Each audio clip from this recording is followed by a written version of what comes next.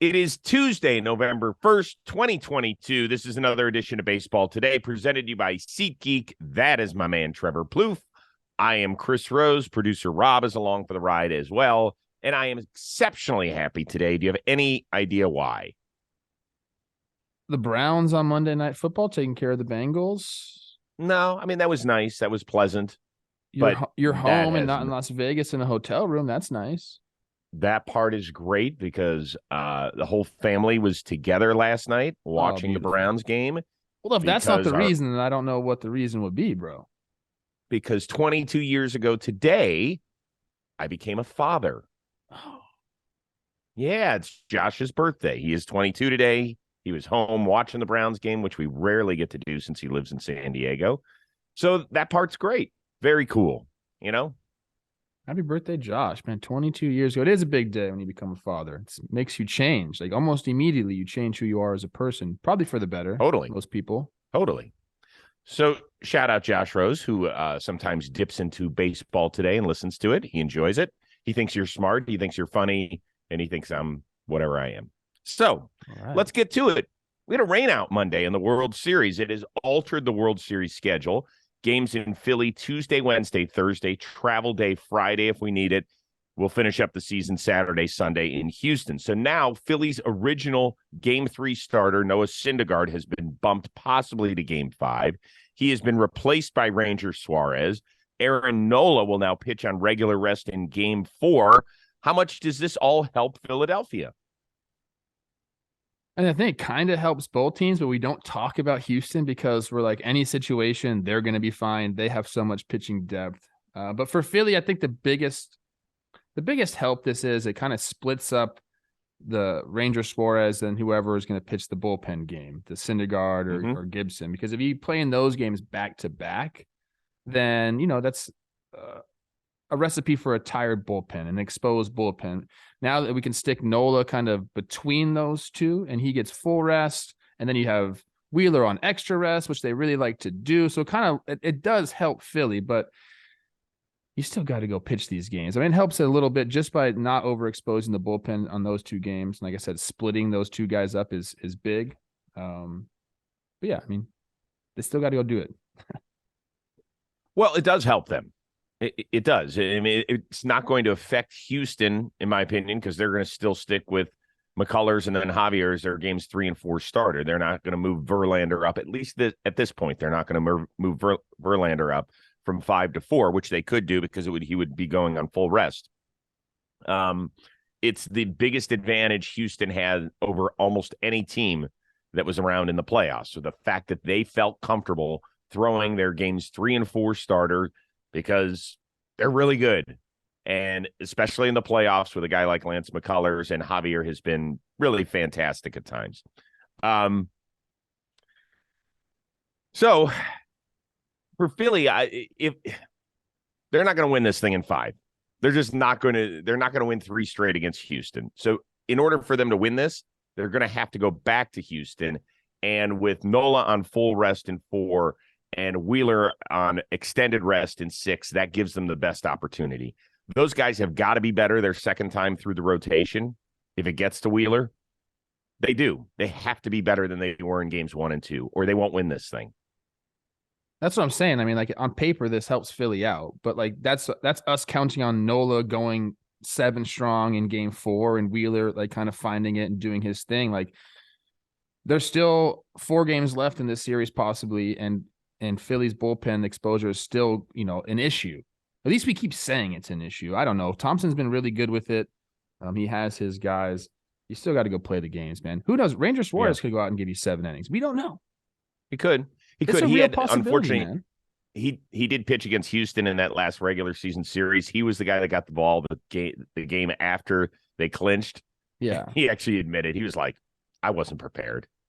No. Dude, the guy reeked of champagne still. Shoes, everything. Yeah. One other thing it does allow them to do, by the way, with Nola moving up now to Wednesday's start, if there is a Game 7, he's an option. He's an option. That's good, 3 days there. rest. That's true. Yep. So all that is good.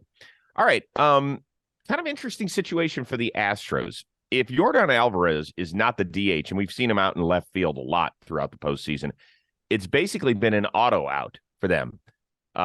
Diaz and Mancini are a combined 1 for 34 in the postseason. How big a deal is this for Houston? I think it's a decision that Dusty's going to have to make because, usually if you had this situation, you'd say, okay, just put whoever's best in left field out there. But they don't really have someone that's like, extraordinary defensively out in left field. So they've been putting Yordan out there. He's been playing all right. These aren't like expansive left fields, not a ton of ground to cover anyway. But his choices now are leave Yordan out there and maybe put your rookie in there, Hensley. I think that's kind of what people are talking about. I think he already was slated to be in the lineup for Game 3 before the rainout, so I'd assume he's going to continue to be there. And then we'll see what we can do. I mean, they're not afraid to put their guys in positions like this, young guys especially. So I think that could give them a boost. They don't really need much offensively. We're talking about a Houston team that's pretty dang deep there as well.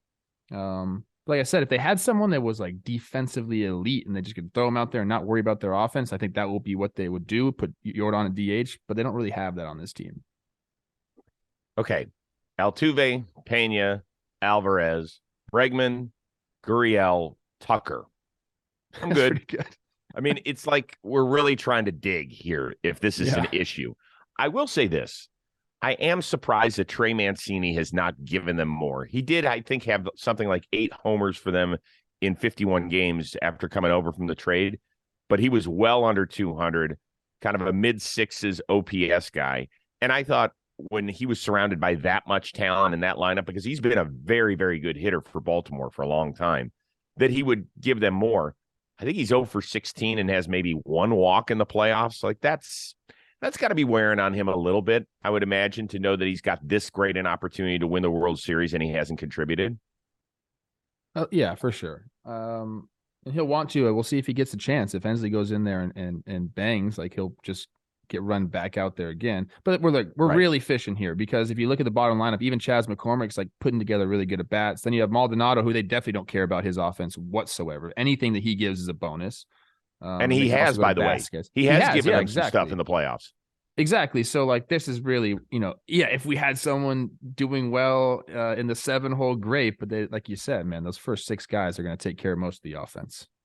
It's the 9th most important position to them in the lineup when Alvarez is playing left field. Really, because they need McCormick to cover ground in center, and they need Maldonado to do what he does behind the plate. So we'll get to the DH when we get to the DH. I don't think Dusty's sitting over there stressing over the DH. Isn't it funny how the DH worked out this year? We thought, oh my gosh, like every team's just going to have a bunch of bangers there, blah, blah, blah. It has not been that way. It's been rest most of the time throughout the league. No, not many people have had like a DH besides the Phillies, who were kind of forced. Well, I mean, it literally saved their season. I mean, if these were the rules, if the rules of the National League had continued like they've been forever through this year, Philly would not have been in the playoffs. I wonder if that's going to change. Like if we're going to start developing some DHs and like this just happened too quickly and nobody really had that in their system. We just haven't seen it. I thought we were going to have some boppers in those things. And we just haven't. Yeah, well, I think what it does do is it takes a little bit of pressure off of some guys who might not be amazing fielders that are coming up through National League systems, right? You'll have coaches that'll be like, you're not going to be able to play here if you can't play defense. That ain't true anymore. If you can swing that thing, we got a spot for you. It's that simple. And we have a spot for SeatGeek. They are today's presenting sponsor of Baseball Today.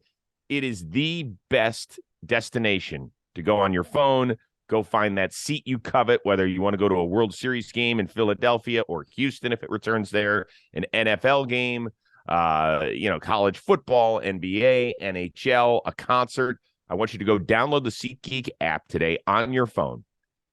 You can use the code word JOHNBOY Playoffs. That is all caps. That is all one word. You're going to get 10% off whether you are a first-time user or a repeat customer, which is very cool for you repeat customers because usually that's only for rookies on the SeatGeek app. And the thing that I love about it, sometimes those apps get a little confusing. You're like, okay, I don't know the arena or the venue very well. How do I know if I'm getting a good deal? SeatGeek tells you. They rate every ticket on a scale of 0 to 10. They color-code it as well. So green thumb up, red thumb down. It is that simple. I told you I just used it to purchase Cavs Clippers tickets out here in LA for next week. I felt good about that because I looked around and they were like, you're getting the best deal possible. So I didn't mind spending the dough. And I used the code word John Boy Playoffs to get 10% off my order with it, which ain't bad. So go download that SeatGeek app today. Find a friendly seat wherever you want to go check out your athletic endeavors or concert in the near future. All right. We move from the thumb to the middle finger.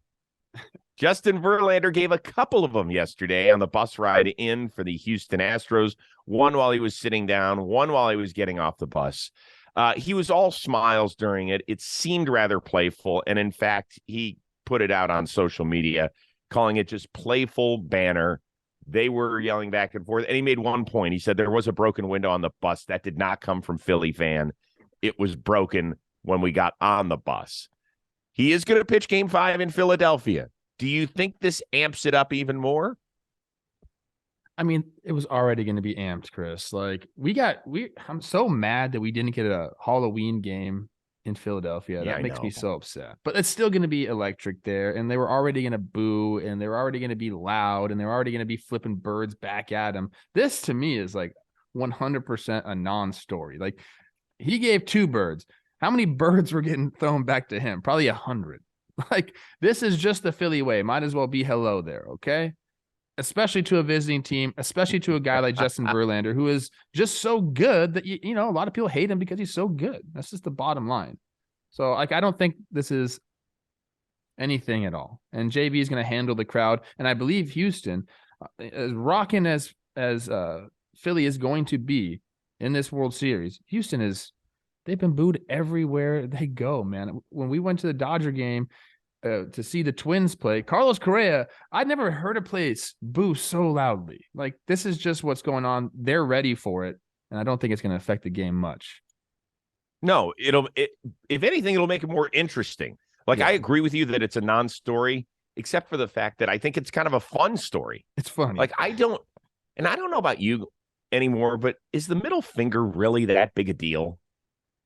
It depends, bro. Like, it's what kind of emphasis you're putting behind your middle fingers. If it's like kind of soft with a laugh, no. But if you're getting up there hard, it means a different thing. I told you before, when I got in trouble, I gave my mom the middle finger when I was like 13 or 14.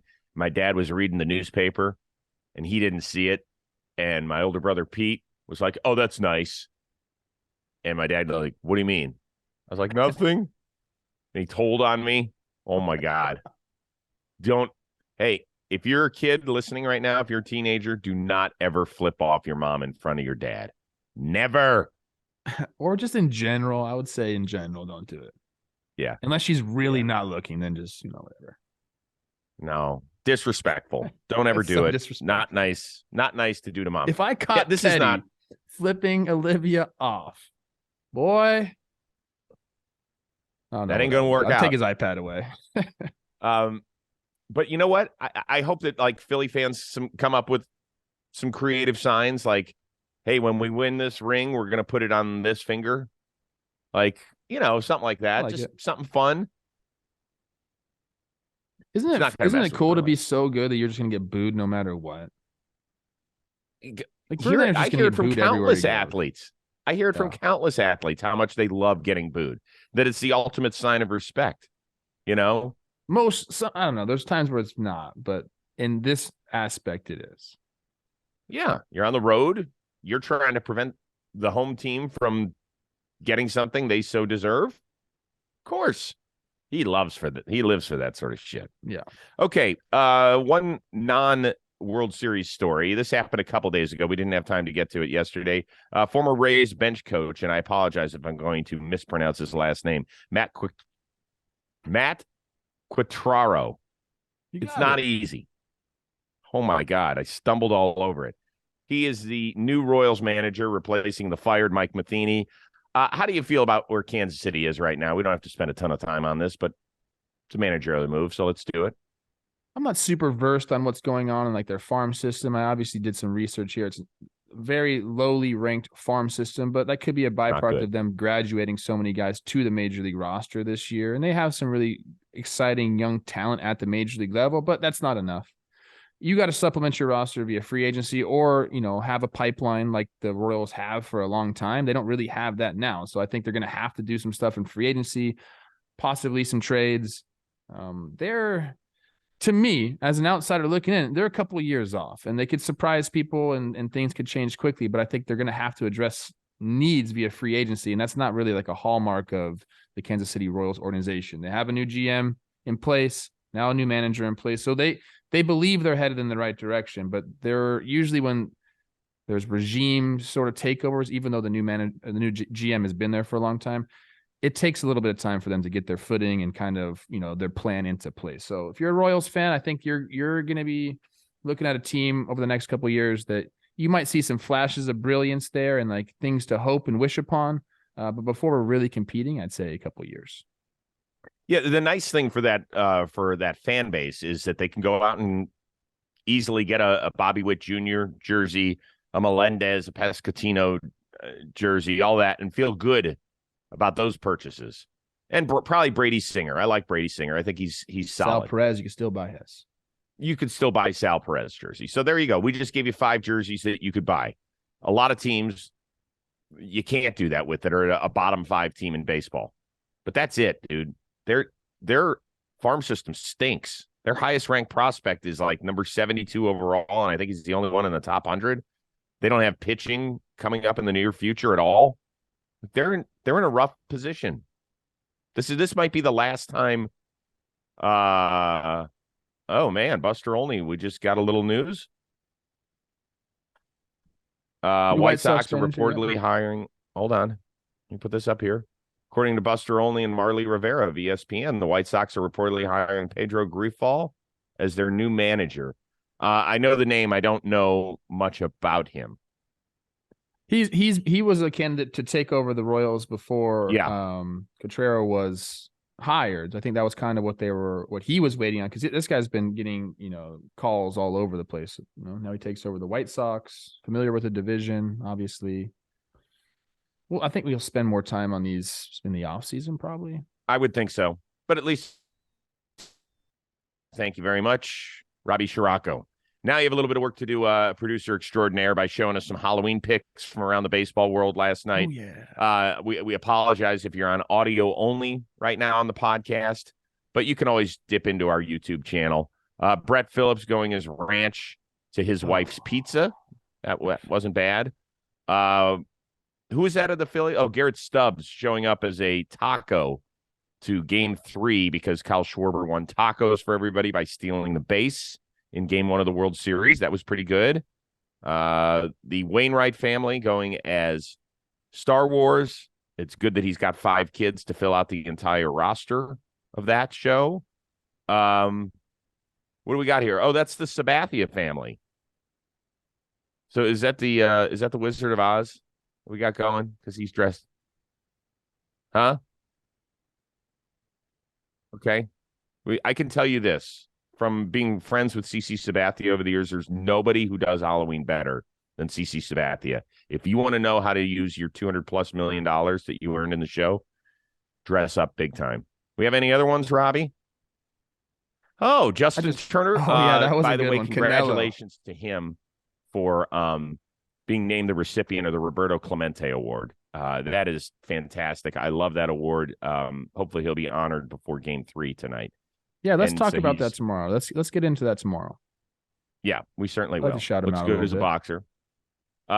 Garrett Cole and his family, little race car driver. That's cute. Oh, what is this one? I didn't even see this one, Robbie. What do we got?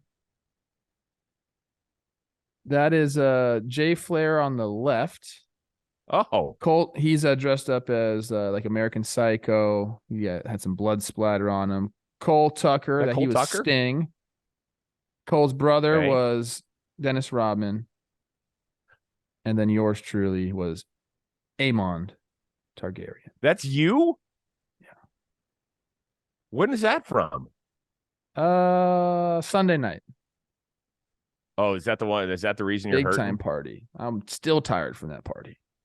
Where was that one that I didn't get invited to?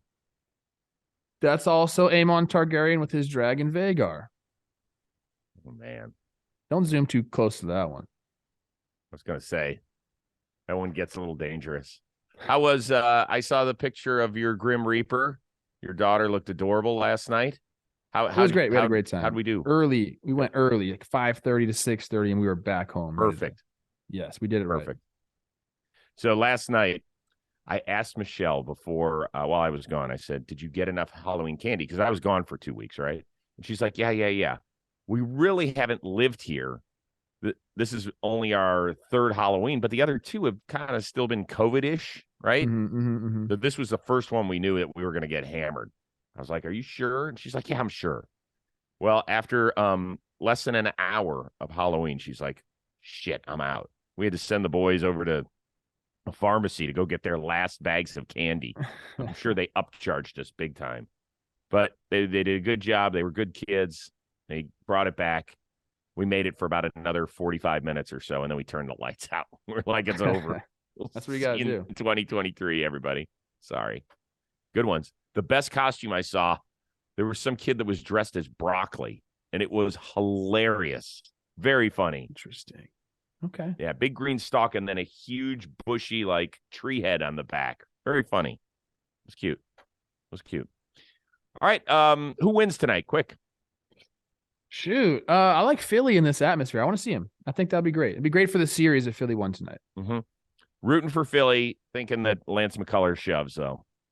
He's a great pitcher in the postseason, man. Highly underrated. I like Bohm on one of those curveballs, though. Am I calling that right now? Ooh. Well, he's going to see some. Apparently, he's enjoying that slider more than the curveball these days. But yeah, we'll see. Yeah, that's what I mean. Fun. They're all the same. One's harder than the other. A little bit more break. It's fucking slurve. How about that? Slurve. Cool. All right. Listen, everybody have a wonderful Game 3 of the World Series. No Monday Night Football to compete against. This will be fun. We will see you Wednesday here on Baseball Today.